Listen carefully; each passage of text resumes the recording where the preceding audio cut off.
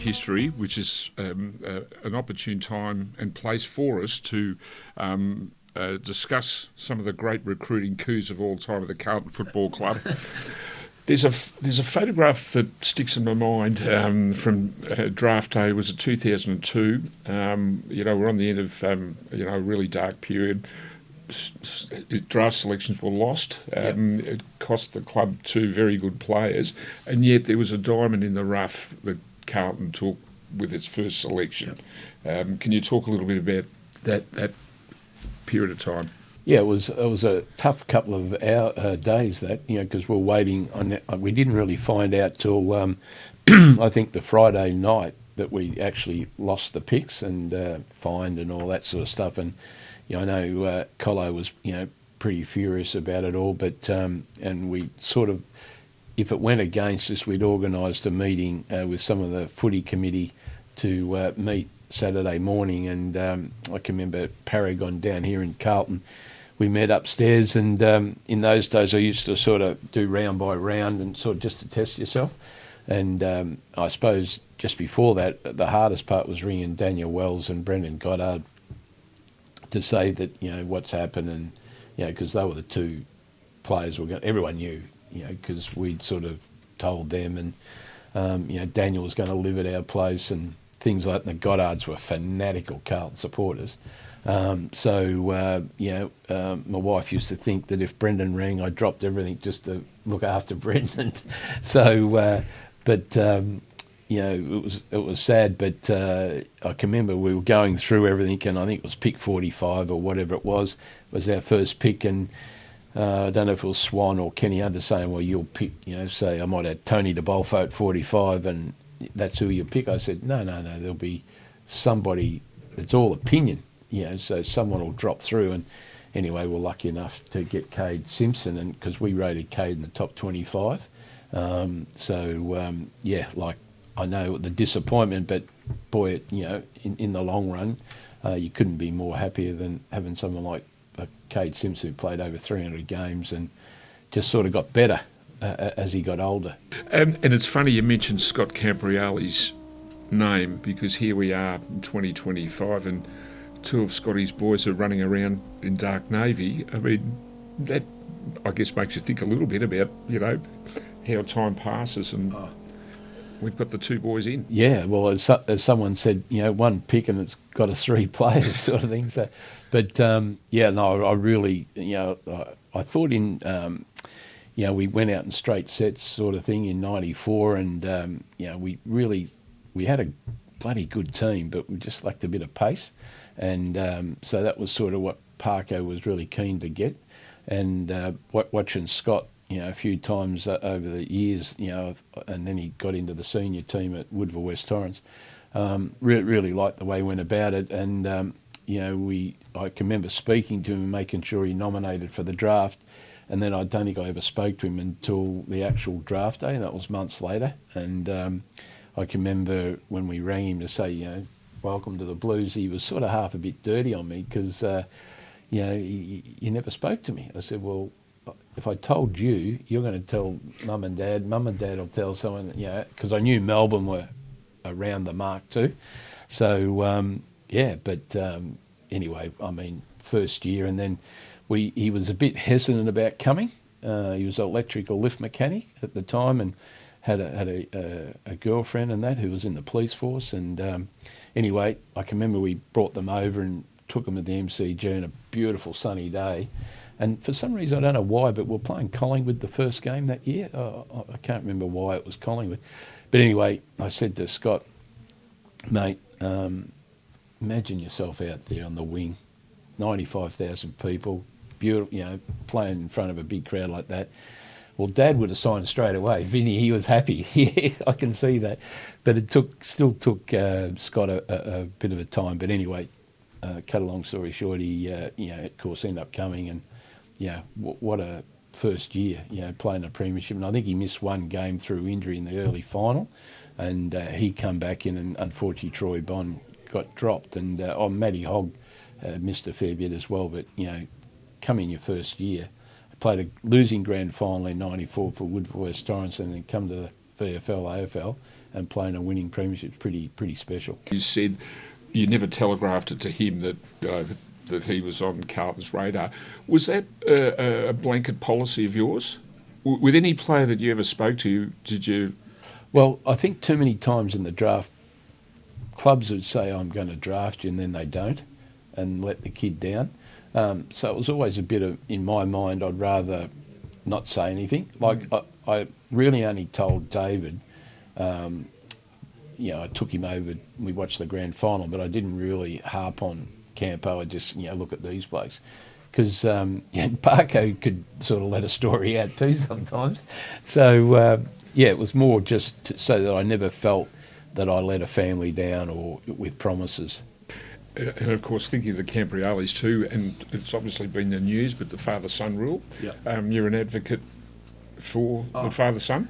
Well, it makes me, get a bit angry when I hear certain clubs, say that, it should get rid of it. Well, one of those clubs has probably won flags because of 3 or 4, father-son. So sort of goes around, I reckon. But to me, it's the one thing that should stay. I think, it's a great thing, for our game to be able to have the father-sons. I know, Scott was that proud to see Lucas, run out, and, hopefully Ben will this year, and, to sort of see even, going back, Jack Silvani, I've seen Serge play, and then you see Stephen come through, and then Jack, now Peter Dean's boy. I think, supporters love it. It's something you can hang your hat a bit on, and they look forward to seeing these boys come through. So, and perhaps people don't realise too that that the father-son rule was actually introduced as a means of allowing Melbourne to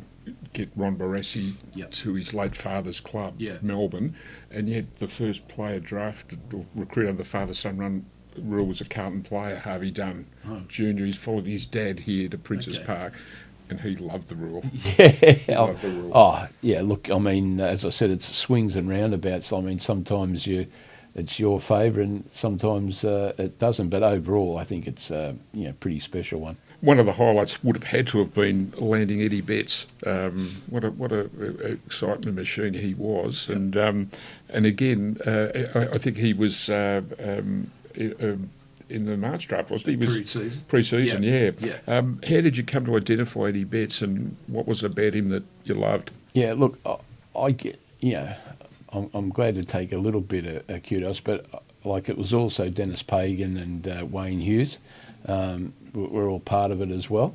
I mean, gee whiz, how he didn't get drafted has got me beat, I must admit, and we didn't draft him either, like in the first bit. So, but he, I suppose people bit off him, Eddie, a little bit because, and he won't mind me saying it, a bit overweight and perhaps, bit lazy, but, like his family took him away from Kalgoorlie, brought him to Melbourne so that he'd have a chance.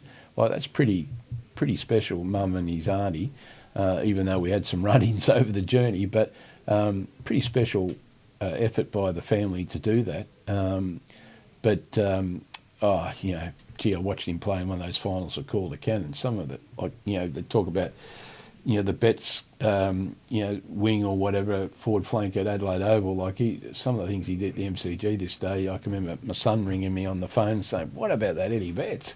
And so we, I think it was Trent Noble, and so people thought we were going to pick him, but Dennis made sure that we picked up Eddie Betts, and you look at Eddie now and you're just sort of so proud of what he's done, and Anna and the kids and all that. So just a great story.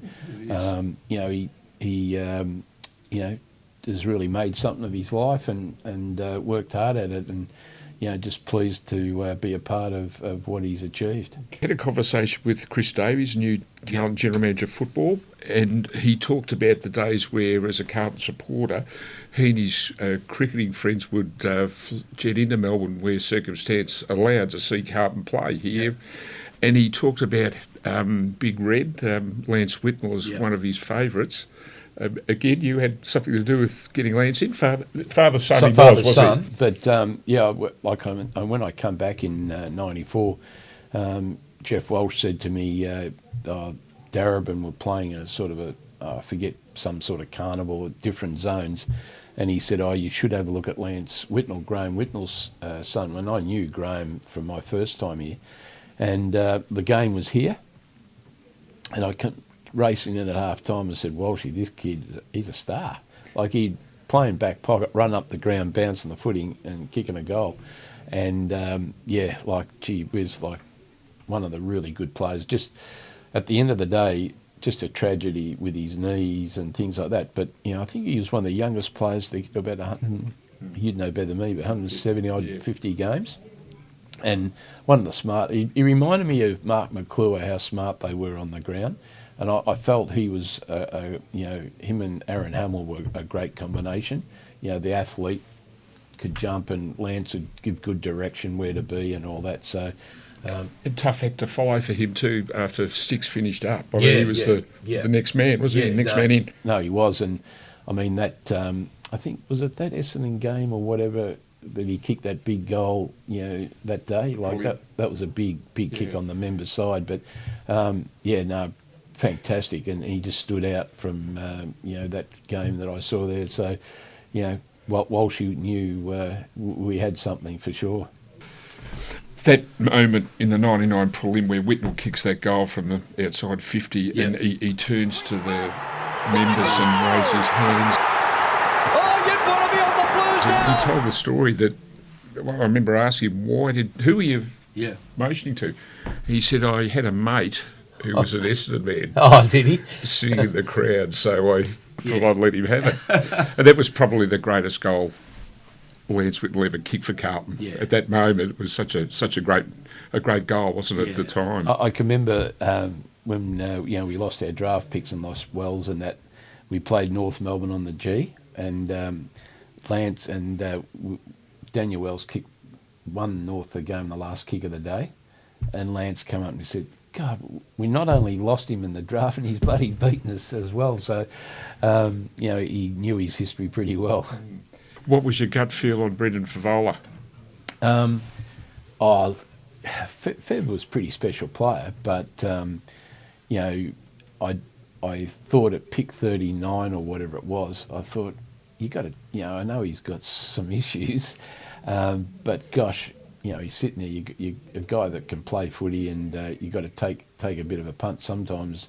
So I can remember when he come to the club and that. He had the long hair and things like that. And Wayne Britton said, until you get your hair cut, you're not going to get a game. So he got his hair cut, but still didn't get a game for a while. So, but Fev, Teal Cup times and all that, he ended up playing both ends a bit at that particular time. But, he outside 50, just one of the best kicks for goal you'd ever want to see. But he caused a few issues over the journey, but also I always say that he's got a good heart, Fev. Some of the things he did for players on footy trips financially and things like that, people wouldn't have a clue. And, right up there in the all-time leading goal kickers at Carlton. Yeah, I think, one of the saddest days in my footy was when he kicked 99 goals and Franklin kicked the 100. I mean, Clarkson... I still get dirty on Alistair because he just flooded. The boys were doing everything to get it to Fev, and he just made it near impossible. I mean, what a night. 2 players to kick 100 goals would have been pretty special. I was ready to run on too. Great moment lost. Yeah, that's right. Right. Do recruiters still have to do as much legwork now as they did when you were recruiting, or are there spotters, in different states that can pick up the slack? Yeah. I think it's probably more now because of the draft, because you only had the 2 Form 4s in the early days. So, you that's all you could get if you were lucky enough to get him. Because you might get a player to sign the Form 4, he might not come. Some players' forms run out and then they sign with someone else 3 or 4 years later.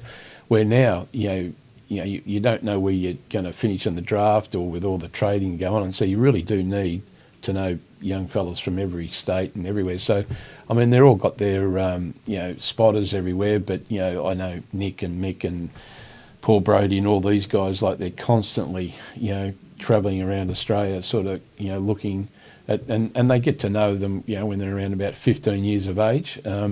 Where, as I said, interstate, it was sort of, 2 Form 4s, so you were a bit restricted, so you sort of knew who was who, really, because of the people you had working for you interstate. So I suppose, the one that always gets me a little bit that we missed out on, we went on a pre-season camp and took Bruce Abernathy with us, and he come back and signed with North Melbourne. So he stayed with room with Jeff Southby. So we always say to Jeff, he didn't do a very good job convincing him about coming to Carlton. So Shane, your role at the Carlton Football Club at the moment, what does it entail? What is it, and what does it involve? Well, I'm probably lucky to still be around. If I can just tell a little quick story. I remember we were up in Sydney at a game, and we used to always have a meeting away about the following week. It was always good when we played in the state. You could sort of, no disturbances.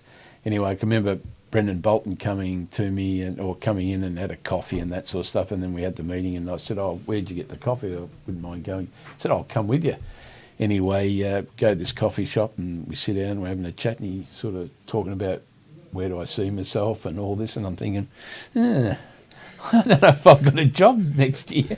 But anyway, I went and saw Kane Little, and I said, am I sort of in the future plans? And he said, look, we want to make some changes, and I said, look, he made it, Kane stressed it right at the start, look, you're not going anywhere.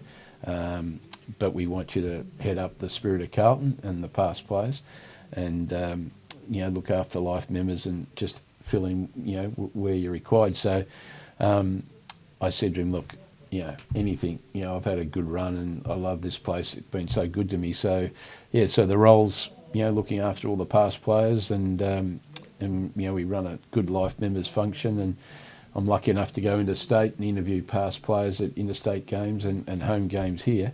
And I think I'm lucky that I know, been here such a long time, in a couple of stints, that you sort of know so many people, and which helps. And the club's been unbelievably good to help so many players that have fallen on some hard times, a lot of health problems and things like that. So where the AFLPA not fall short as helping, but where they can't do everything, we sort of jump in and make up the difference, or help with physios and things like that. So it's a real rewarding sort of job. Bit sad, the concussion things, because you don't feel you can really help, but there's a lot of players in a bit of those situations at the minute, and there's a lot of good people that go and help and give those certain families a bit of a chop out. So very rewarding. And in a lot of ways, even more significant than perhaps looking after the welfare of past players that have their issues than you did the welfare of young players coming in. Perhaps just as important, maybe even more so. Yep. But I remember someone telling me once about the racing industry,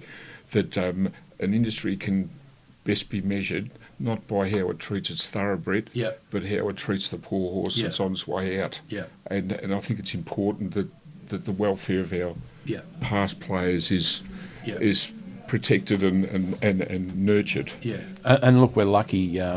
You got David Rees-Jones, Jeff Southby, Swan Mackay, Alex Marcoux, Brett Scholl, Mark Williams, David Glascott now, Ian Collins.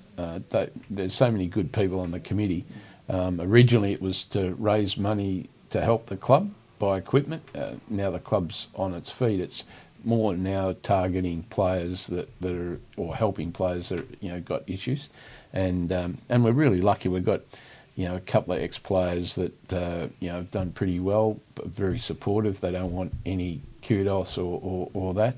So, but yeah, look, I mean, I think the club's really sort of been really great as far as making sure that we look after the players. We never give them sort of cash or anything. It's all sort of to pay our bills or medical and things like that. So as I said, it's rewarding, but the club deserves a lot of credit for being able to continue to do those things. And all power to you, Shane. Thanks for sharing the story, and thanks again. Thanks, Tony.